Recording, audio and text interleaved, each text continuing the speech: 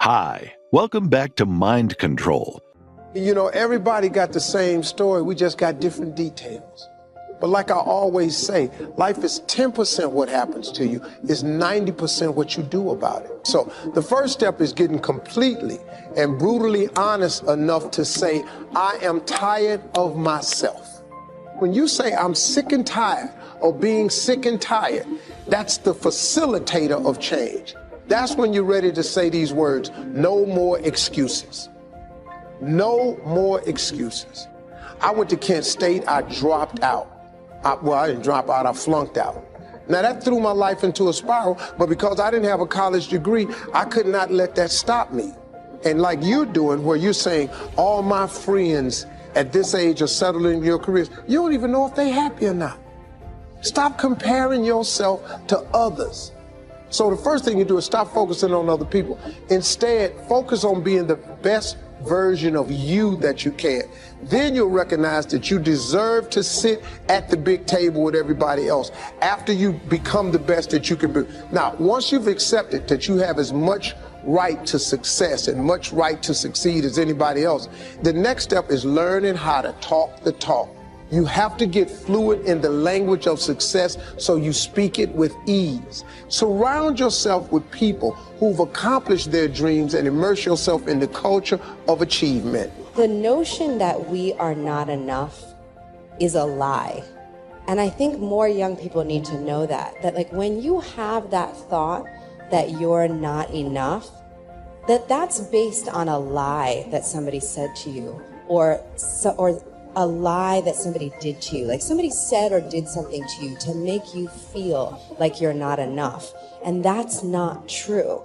That you are everything that you need to be, that you have everything that you need to be the person that you're meant to be and to be the best version of who you're meant to be. It may mean that you have to work really hard, and it may mean that you have to ask for help, but you are perfectly blessed. You know, you are exactly who you're supposed to be joyful in this life. So don't be afraid to work hard, and don't be afraid to ask for help so you can get there, because that's your truth. Your number one job is to become more of yourself and to grow yourself into the best of yourself. You can always better your best. You can always go beyond anything that you have ever done. You'll never hit a state of perfection. You're always bigger than what you do. And so all you're looking for are new breakthroughs through practice and practice and practice. You'll get better and better and better. And there's still some things that will happen to you that will catch you on the blind side that you did not anticipate. You'll get knocked down, but you won't be knocked out. You'll be able to get to your feet again, be on the ropes, but you'll have a fast recovery rate when you work on yourself. Hard work matters. Why does hard work matter? Well, hard work matters strategic because if you make more phone calls, you do the old adage, right? Show up earlier than everybody else, leave later. But there's something more deep about that. Yes, making more phone calls, seeing more people, being more active, being busier, putting in more hours into something always gives you a strategic chance to be more successful. It's because you've increased your odds. You've talked to more people. You're more likely to get more prospects. You're more likely to get more clients or recruits or candidates for your business. So yes, strategically that increases your chances. But something powerful happens when you do things other people aren't willing to do. You begin to believe you deserve to have things other people won't have. And that's what gets you a seat at the table of success. Now once you're there, it's a dogfight. It's a dogfight of skills and talents and luck and faith and circumstance and blessing and all that stuff. But just to get to the table, to get into the room, you have to believe you deserve to be there. And so again, I want to say this to you. The hard work part plays into shifting your identity. That over time, not even that long a period of time, when you're doing the things others are unwilling to do, you begin quietly to begin to believe that, oh, I deserve to be rewarded in ways these other people aren't going to be rewarded because I'm doing the things others won't do. And so the fastest way to change your identity, to change our belief, is just to flat get to work, to flat get there earlier, to flat leave later, to just make more calls, see more people, be more relentless, just pour ourselves into the work. Because actually the hard work can in reverse impact our identity. And that's what begins to happen. When you start to do those things they won't do, you begin quietly to change your belief. That you begin to believe, oh, I deserve to sit at the table with these other people who do the things other people aren't willing to do. All right, now, here's what I want to do. I want to share with you how you can begin to make this your decade. How many of you know within yourself, if you ask yourself the question, have I done all that I'm capable of doing or being and living up to my potential? How many of you have to really answer, no, I have not done all that I can do? Raise your hands, please. Okay, very good. Now, here's what we know. That people don't do what they know in life, but what they do is they operate within the context of the vision they have of themselves. So what I want to share with you is how to begin to get a larger vision of yourself and how to begin to make this your decade. Because in order to do that, it's going to be very challenging. It's going to require a lot of work on your part, an ongoing process of personal and professional self-mastery. And it's going to require that you begin to see yourself worthy of the requirements in terms of effort, in terms of commitment, in terms of action, in terms of preparation, or whatever it is that you need to do in order to take your life where you want to take it. So one of the first things I ask you to do is I want you to look at your life right now and think about something that's important to you, something that gives your life a sense of value. Think about something that you'd like to have, or something you'd like to create for you or your family or for society. I want you to hold this thought in mind. Now, one of the first things I want you to do is don't worry about the inner conversation that you're going to have. Don't worry about how you're going to do it. That's going to come. You're going to develop a plan of action. You will find the way. You'll become the kind of person that can attract the people, the resources, and everything you need in order to make that become reality. I was born in Liberty City on a floor on 62nd Street, a twin brother and me. When we were 6 weeks of age, we were adopted. When I was in 5th grade, I was identified as EMR, labeled educable mentally retarded, and put back from the 5th grade into the 4th grade and stayed in that category until I got out of high school. I have no college training, but here's what happened. I had an intervention in my life. A man who saw something in me at a time that I did not see something in myself. I never forget being in his class one day waiting on a friend of mine who was there to rehearse for a play. He did not show up. And he asked me to go up to the board and write something on the board. And I said, I can't do that, sir. He said, why not? I said, well, I'm in a special education class. He said, what do you mean? I said, go up to the board and write what I'm about to tell you. I said, I can't do that, sir. Why not? I'm educable mentally retarded. And he came from behind his desk. He said, don't ever say that again. Someone's opinion of you does not have to become your reality. And that changed my life. It was Oliver Wendell Holmes who said that once a person's mind is expanded with an idea or a concept, it can never be satisfied to going back to where it was. So some of you are going to experience a breakthrough. Some of you are going to go back and look at your dreams and brush them off. Some of you are going to begin to look at yourself and say, hey, look here, I know I have not done all that I can do. Whatever goal that you have in mind, I want that to be a goal that will challenge you, something that will make you stretch. It was Osborne who said, unless you attempt to do something beyond that which you've already mastered, you will never grow. What is it that you looked at some point in time and you decided that you couldn't do it, that you talked yourself out of it? Whatever it is, bring it back out there. How you're going to do it, that will come to you in due time. So you don't get in life what you want, ladies and gentlemen. You get in life what you are, not what you want. And see, the good news is that we can always become more by working to develop ourselves. So the first process of making this your decade, you've got to begin to take a look at your life and look at where are you right now? What are your strengths? What are your weaknesses? What gives your life a sense of fulfillment, a sense of joy? What does a full, rich life means to you? What is it that you could love doing 7 days a week that'll bring a smile to your face? Think about that. In all the areas of your life, your professional life, your personal life, your family life, your spiritual life, what is it that you'd like to have? Once you begin to determine that, that takes you to the next step. And that is, once you decide what it is that you want, now you've got to decide that you deserve that. Repeat after me, please. I deserve the best that life has to offer. I deserve to find my purpose in life. Thank you so much for watching till the end. Don't forget to share your thoughts in the comments section. Please also like, subscribe, and share this video with your friends and families. Please watch our other motivational videos. Thank you again.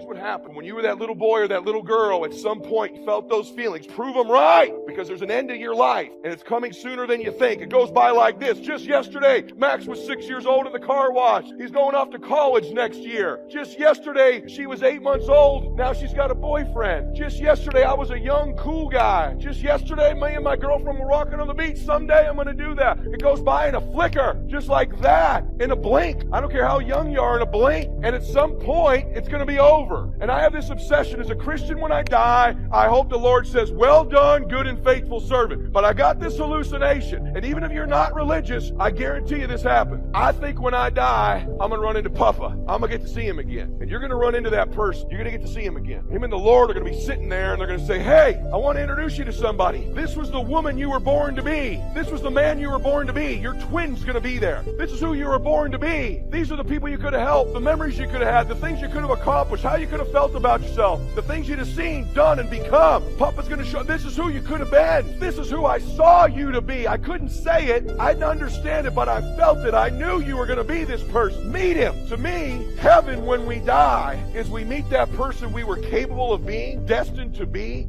and we're identical twins. Hell is you meet them and you're total stranger. You meet them and they look at you. You don't even know each other. You didn't go the places I went. You didn't help the thing. You didn't feel the way about yourself. Total stranger. My obsession in my life, the reason I'm here to swear it's my obsession in my life when I be identical. He's going to meet me and go, hey man, proud of you. Been watching you this whole time. Man, you did it. You got off track there for a while. It took you a little while. You're a late starter.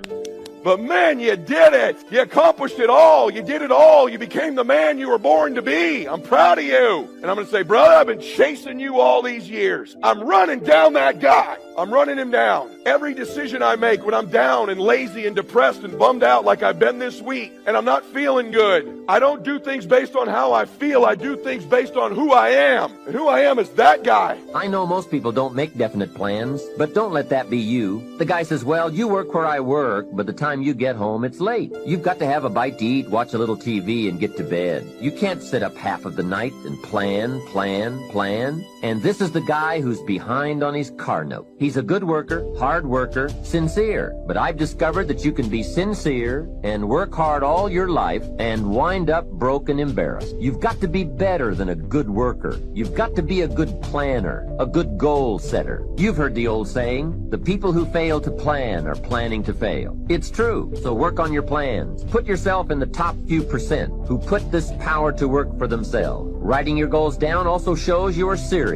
And to do better, you must get serious. You don't have to be grim, but you do have to be serious. Hey, everybody hopes things will get better, but remember, the future does not get better by hope. It gets better by plan. And hope unaided by clear plans can finally become an illness. There's a Bible phrase that says, hope long delayed makes the heart sick. It's a sickness. I used to have the illness known as passive hope. It's bad. And there's one that is even worse, and that is called happy hope. That is really bad. The man is 50, and he's broke, and he's still smiling. Physically engage your body. If you ask you a question, yell back the answer. Or in a few minutes, I'm going to ask you to actively engage in a different level. Engage with each other. Do some crazy things you wouldn't normally do. What that does, it brings up engagement, 80-90% retention, because now it's not just a thought or a right, it's a feeling in your body as well. And if you do that, you're going to retain it. Who's up for doing more and holding on to more? Say I. Then to do that, I'm going to ask a couple things. One is, if I ask you a question, please yell out the answer. You're already doing that. You're being very kind, but don't be kind anymore. Do it with more passion and intensity. Because I'm not going to ask you questions you don't know the answer to, because I want you to feel good about you.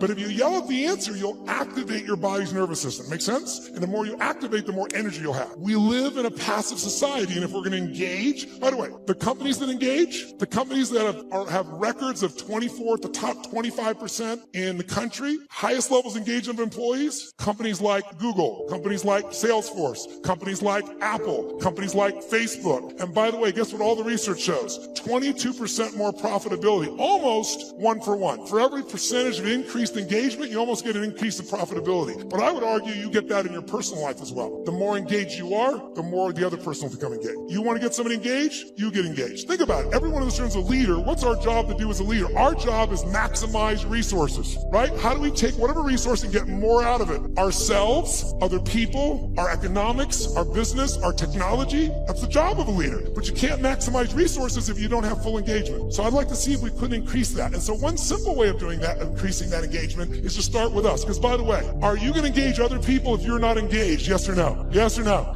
Are you going to be able to touch other people if you're not touched? Are you going to move other people if you're not moved? And so, by the way, here's the problem. How many of you wake up on? You have certain days you wake up and you think to yourself, today, I don't want to talk to any people. Touch somebody and say, I got a flow in my ministry. I got a flow in my ministry. It's not about the money. It's about the ministry. It's about the purpose. I got to find my place. I've got to go. Can you imagine what it was like for Elisha to go in the house and tell his mom and dad somebody else is going to have to take over the family business? I will not be around next harvest season. I got to go. I know you're getting old, Dad, and I know you can't run this plow anymore, but you're going to have to get somebody. And you had all these plans of what I would be, but I'm called to a different direction. It's hard to tell your parents you're called to do something different other than what they had envisioned for you to do. That's why Jesus said, if you follow me, you got to hate your mother and father. He said, you got to love me more than you love anybody, because sometimes I'm going to send a sword of division between you and what you were connected to, because I have called you to serve on another level and in another capacity. Am I talking to anybody? And he boils his ox, and he burns his plow, and he kisses his mother and father goodbye, and the Bible says something that is amazing, and I just read it to you. It says that Elijah, after he kissed his mother and father goodbye, he ran after Elijah that he might minister unto him. Wow. And I preached it for years and never noticed that Elijah was called to minister to the minister, to feed the feeder, to help the helper. He was called to work in the kitchen. There was an anointing on him to bring his organizational administrative skills to the kingdom. And he had to get untangled from all the distractions that were stopping him from full commitment to what he was called to. And if you're in a support ministry, you can't serve two masters. You can't just do this on the side when you finish, when you get ready. You have to come to a point in your life that you can focus on the thing you've been called to do and really commit your efforts, because people get dumb when they come to church. They park their mind in the parking lot right beside the car. They do. People who are real smart and helpful in corporate America come in church and get spiritual and stupid. They don't bring their technology, their skills, their talent into the kingdom. They melt into a melting pot and they're afraid to be bright. You need to bring your brightness with you. Come here armed with all the stuff that you've been trained to do and lay it down at the altar and say, all that I have, oh God, I lay it before you. And Elijah starts following. He starts following him because as he begins to minister to the minister, he finds three things. He finds them in this order. The first thing he finds is his purpose. I was born to do this. Mom, don't cry. Daddy, you look so disappointed. I'm leaving a managerial position in a secular environment to become a servant in a church. You're going to do what? Yeah, I'm going to follow this man of God around and pour water on his hand. Are you out of your mind? Do you know how much this business is worth? Yes, but do you know how much it's worth to find my purpose? And so sometimes you have to be willing to be a fool for Christ and do something foolish to do something right. He found his purpose, pouring water on the prophet's hand. He did not know that him ministering to the minister was killing the depression that had put the minister in the cave. And without Elisha, Elijah's ministry would have died in the cave. Like Aaron and Hur lifting up the hands of Moses, there are people who are called to help you look good at what you do. And so even though they're not the ones on the stage, they create the stage that the one stands on. That's the support ministry. Oh, they don't shake your hand at the back door and say, oh, that message changed my life. But if you don't provide the stage, I will fall from the platform, because you are the stage on which you stand.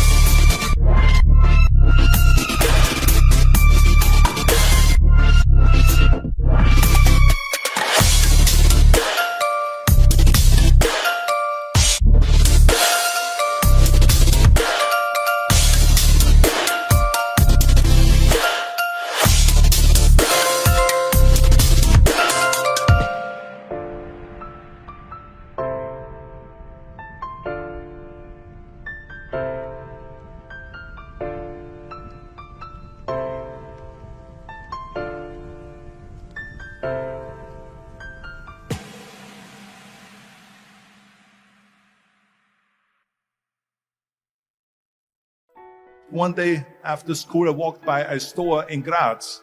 So I went inside and I looked around, and then I saw a magazine. I saw a bodybuilding magazine that had Reg Park on the cover. Reg Park was then a 3-time Mr. Universe. And I saw him on the big screen as Hercules.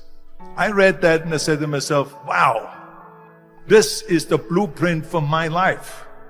This is exactly what I want to do. I want to become a bodybuilding champion just like Reg Park. I want to get into movies just like Reg Park. And I want to make millions of dollars and be rich and famous just like Reg Park. Do you know how great it felt that I knew where I was going? Imagine the majority of people don't know where they're going. I knew where I was going, that I'm going to become this bodybuilding champion just like him. So it was just a question of how do you do it?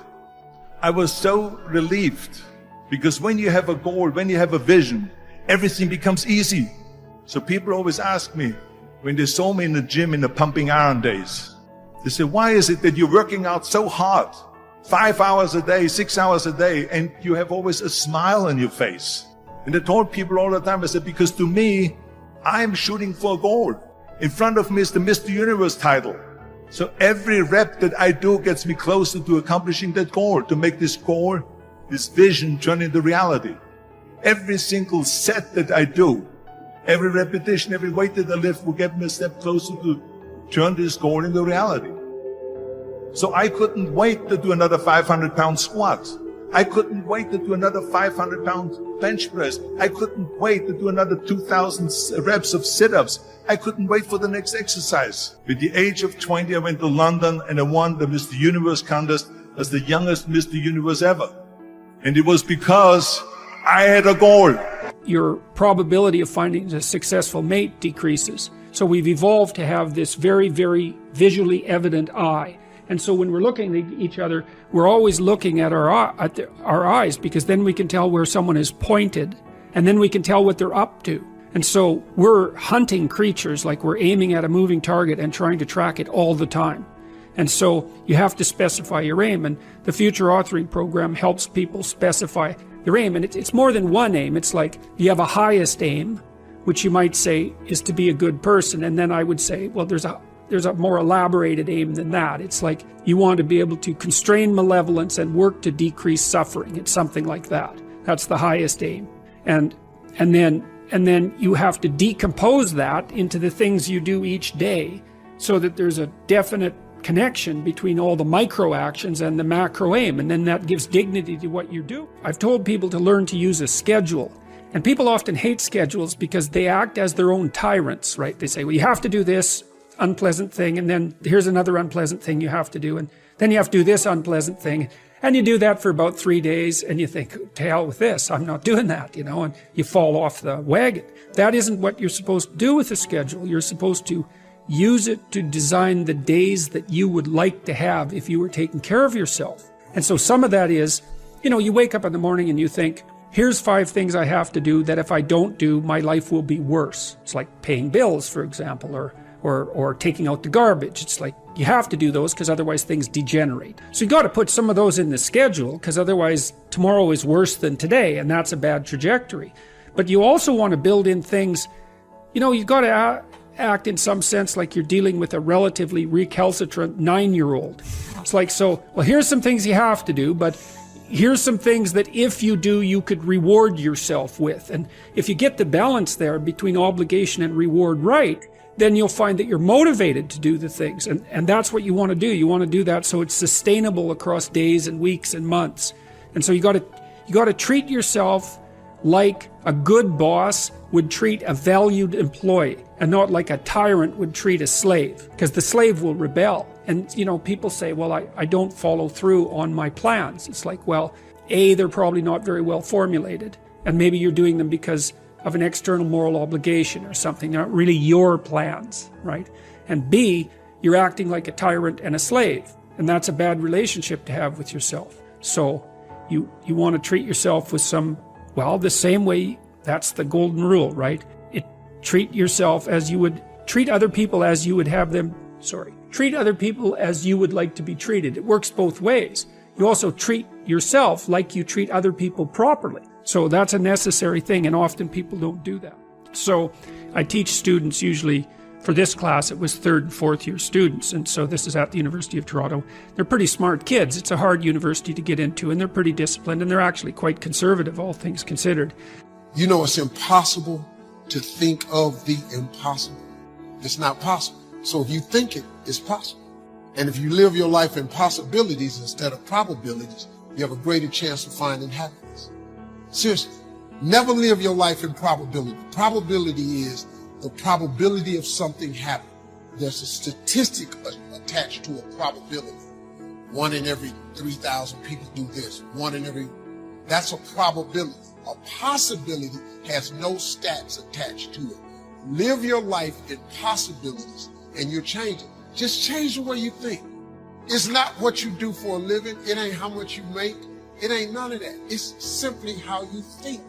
If you change your thought, you change everything. You change your attitude. You change your altitude. It's all that. It's the law of attraction. It takes a lot of courage to allow yourself to grow in the face of scrutiny. See, everybody grows. Men, women, faith, bishops, everybody grows. But generally you grow in privacy and your struggles are kept private and you develop and you grow out of it. Hopefully you get out of it before anybody shoots you down. And it takes a lot of courage to say, I'm not there yet. And what I have had the courage over the years to say, I don't know everything. I've been willing to change. I've been willing to evolve. I've been willing to explain myself to people that I didn't even have to respond to. Because in the process of doing that, people begin to understand that you are not who they think you are. If you want the future to change for you, you've got to change. If you don't change, the next 6 years of your life is going to be just like the last 6. You'll still be behind on your bills. You'll still be behind on your promises. If you will get better, everything will get better for you. What a clear message that was for me. If you'll change your philosophy, you'll change your habits, if you'll change and accept some new disciplines, if you'll turn the corner where you've been in the past, go for a new life for the future, all kinds of remarkable things will happen for you if you will change. And so most people think their life is dictated by external circumstances. They spend their entire life trying to control what is outside of them. And the fact of the matter is you cannot always control the external factors that are impacting you in your life. The good news is it's the external things in your life that do not dictate the direction or the ultimate destination of your life. That is a fallacy. Listen to me when I tell you this. External circumstances do not dictate the ultimate destination of your life. It's an internal game. You and your faith, your God, are what will control the direction of your life, not the external things that are impacting you all the time. And this identity is that internal thermostat. It sets the temperature, just like a thermostat sitting on the wall, of the conditions of your entire life. I've been challenged by other people. I've had other people put the mountain in front of me and say, Maxwell, go climb that. And I can tell you right now, I've taken that challenge sometimes and climbed that mountain and felt that I accomplished something great. But let me tell you something about other people's challenges. I may go do that or try to do that, but that may not be where I need to put my time, effort, and energy. Instead of letting other people challenge you, challenge yourself. You know your strengths. You know your dreams. You know your heart.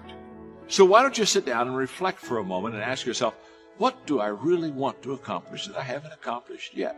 I mean, get on your agenda. Get in your area, in your space, and say, I need to challenge me. When you challenge yourself, you're challenging yourself in an area that is close to your heart, and it's who you are. In other words, the closest way to meet a challenge with a great sense of authenticity is to challenge you. Before I met Mr. Shoaff, I used to cross my fingers and say, I sure hope things will change. I was hoping the government would change and the tax structure would change and that my boss would change and pay me more money. I was hoping that, economics would change and prices would come down. And I was hoping that circumstances would get better. And then I discovered from my teacher that those things are going to continue the same. In fact, all of those things that happen to us is kind of like the wind that blows. And the wind blows on us all. But if you just let the wind blow, I'm telling you, it won't take you where you want to go. All of us must use this wind to take us to the dreams we've got, to the equities we want, to the money we want, to the income we want, and to all the things we want our life to have. This is where we want to go, and we've got a good wind, but we must not leave our future just to the wind, just to the economy, just to the structure of the way things are happening today. Too often in life, people don't work on changing their identity. They're always working on producing external results. Have you ever known somebody who was wealthy and no longer is? Have you ever known somebody who made a bunch of money and no longer does? How about somebody who was in a great relationship and that relationship no longer exists? How about someone who got in great shape that is no longer in that shape again? If your results begin to exceed your internal thermostat, you will find a way to cool your life back down to what you believe you're worth and you're comfortable at your identity. You'll think it's coincidental. Oh, this accident happened, or this appointment canceled, or it's not coincidence. All of those things have happened because you set the thermostat of your life and you've regulated what you're going to get. Isn't that incredible? That you can learn all the talents, the behaviors, the skills, the tactics, all the strategies.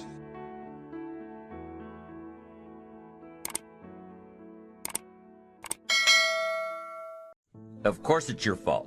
It's your report too. It's your responsibility to see that everyone you delegated work to does their part. Now, you can't control what others around you do, but it's in your own best self-interest that you stay on top of things, especially if it's going to affect your future. You think your boss cares that John didn't do his part? You think he sees John as the bad guy? Of course not. All he sees is that the report isn't done. Bottom line. Be responsible for the things that affect you. You can make sure you're more responsible by checking in with those people who are working with you, the people who make up your team. You can be more responsible by saying, "Hey, John, how are you doing with your part? Do you need some help? Can we put somebody else in here to help you finish?" Now, if John consistently doesn't handle his part, you've got to replace John. If he isn't doing his share, you've got to find somebody that will. Or what? It will negatively affect you. You can't wake up in the morning that the project is due hoping and wishing that John has done his part. No, you've got to be responsible because it's going to affect your career too. Now, my approach to my better future very early on in my career was to just go through the day with my fingers crossed. And I used to say something like, "I sure hope things will change for the better." Then here's what I found out. They're not going to change. Somebody says, "Well then, how will my life ever change?" Answer, when you change. When you change, when you get better, it'll get better. If you change, it'll all change. Don't put it on someone else. Hope that someone else will change it for you. Take responsibility for yourself. Take personal responsibility. You can't change the circumstances or the seasons or the wind, but you can change your reading habits. You can change whether or not you go for the skills, burn the midnight oil, turn yourself around, multiply your value by 2, 3, 5, 10. That you've got charge of. That you have control of. You don't have control of the constellations, but you've got control over whether or not you go to night school, take adult classes, learn some new skills. You have control over that. And if you don't, that's your fault. You've got to take personal responsibility. You've got to be self-reliant. Nobody else can change your life, alter your ambitions, pave a golden road for you. But you can. It's up to you. Be responsible for yourself. Learn to reap the harvest without complaint. This is a sign of growing maturity. And here's where it comes from, taking full responsibility. Take full responsibility for everything you do. Be responsible to yourself. It's your crop. Whatever your paycheck is, take full responsibility. You say, "Well, it's my employer." No, it's not your employer. You can become twice as valuable, 3 times as valuable. Burn the midnight oil, learn some more skills, bring more value to the marketplace. I'm telling you, whatever your harvest is, take it without complaint. Whenever you prepare correctly, taking all of the steps you're supposed to take, doing everything in your power to stay on track, whenever your preparations lead to success, achieving your goals, You reinforce the disciplines that got you there. Success leads to reinforcement of the proper disciplines. If what you're doing is working, keep doing it. If what you're doing isn't working, change it. How can you isolate what's working for you and what isn't? How can you make sure that you are reinforcing your positive disciplines? Well, if it isn't apparent, easy to see right away. If what you're doing is happening in such small increments that you're not sure if you're on track, then you need to be writing it down. You need to keep a journal anyway. But if you really aren't sure that what you're doing is making measurable progress, you need to keep a written record. You need to write down everything that may be relevant in your day. What you did, who you saw, what you felt, how it may or may not affect you now and in the future. The constant commitment to putting something in the world of value, as long as you can stay focused on delivering your art and delivering yourself and delivering your energy and delivering your ideas for the world to be better. The secret to success is doing a lot of little things consistently over a long period of time. The moment of every single day has a massive impact on where you ultimately end up. The way to improve lives is to continually improve yourself. Good people have to get out of the bed every day and try to empty the ocean with a soup spoon, as the mentality of how you wake up every day to try to do good in the world. You really got to focus with all of your fiber and all of your heart and all of your creativity. Dreams without goals are just dreams, and they ultimately fuel disappointment.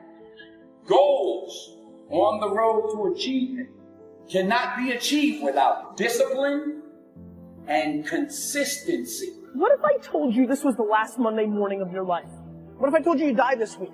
Would you complain about your crap job or that test you don't want to take? I doubt it. You would go much higher level thinking. Well, that's really what it takes. It takes understanding that if you're not pumped right now, if you're begrudging what you're about to do, if you're not looking forward to it, look, I respect practicality. You gotta go through school because your parents want to. You gotta pay your rent. You got student loans. I get it. But please recognize the world we're living in. When you feel like your professor or your teacher has lost their mind. When you feel like your energy is all gone and it's impossible to finish every assignment on time. When you feel like you're mentally broken and your motivation to achieve is hard to find. When you feel like the clouds in your life are so dark it would be impossible to ever see the sun shine again. When you feel. Those are three of the most powerful words that could ever be put together. When you feel. Because the feel means you're still with us. Because the feel means you're still breathing. Because the feel means you still have an opportunity to be achieving. Because the feel means that you still have the power to stop the pain. Stop the bleeding. Stop the hurting. Stop the grieving. I said, when you feel. Because the feel means you're still with us. Because the feel means you're still breathing. Because the feel means you still have an opportunity to be achieving. Because the feel means that you still have the power to stop the pain. Still have the power to stop the bleeding. Still have the power to stop the hurting. Still have the power to stop the grieving. So whenever you feel like your professor or teacher has lost their mind, because they're overwhelming you with a workload that seemingly will take up all of your time, I need you to pause and recall the reason why you made the choice to invest your time. And never lose sight of the fact that you were destined to shine. Never lose sight of the fact that you were made for this grind. Never lose sight of the fact that no hole is too deep for you to climb up out of. And above all else, your why will never ever allow you to withdraw. Your why will never ever allow you to pull the plug. Your why will never ever allow you to throw in the towel. See, it's your why that will push you to dig deeper and to go that extra mile. See, not only do you owe yourself, but you told your mama you were finished. You told your daddy you were finished. You told your brother you were finished. You told your sister you were finished. So therefore, it's up to you to never diminish the value of your word. And a wise man once gave me a wise word, and now I'm passing these wise words on to you. You are in total control of your situation. So when you feel like you're facing a breaking point, this is the point when you go to your professor. This is the point when you go to your academic advisor. And not the time to despise her and not the time to despise him. Simply say, I am in this until I walk across the stage with my diploma. I am in this until I smell the sweet aroma of success. And right now, I'm feeling overwhelmed because I am on academic overload. Do you have any suggestions that will help me power through this semester? Because my only option is to figure this out. And whatever it takes, I can, I will, and I must do. See, I understand that drastic times call for drastic measures. And the measure of a person's will is determined by what they are willing to do to ensure triumph over tragedy. The measure of a person's will is determined by what they are willing to do to ensure success over failure. The measure of a person's will is determined by what they are willing to do to ensure winning over losing. And see, right now, I'm choosing to fight for my academic future, and that's why I came to your office. I promise. When they see that your passion is pushing you with a purpose, they will give you every ounce of their being to assure you are successful because they know you're worth it. I just need you to never forget that you're worth it. Success is your baby. You just gotta birth it and then kick back and enjoy the fruits of your labor. But in the meantime, I need you to pull up your sleeves. I need you to tighten up your boxing gloves because you're right in the middle of a heavyweight boxing match. And life is trying to take your title, and your survival in this academic arena is at stake.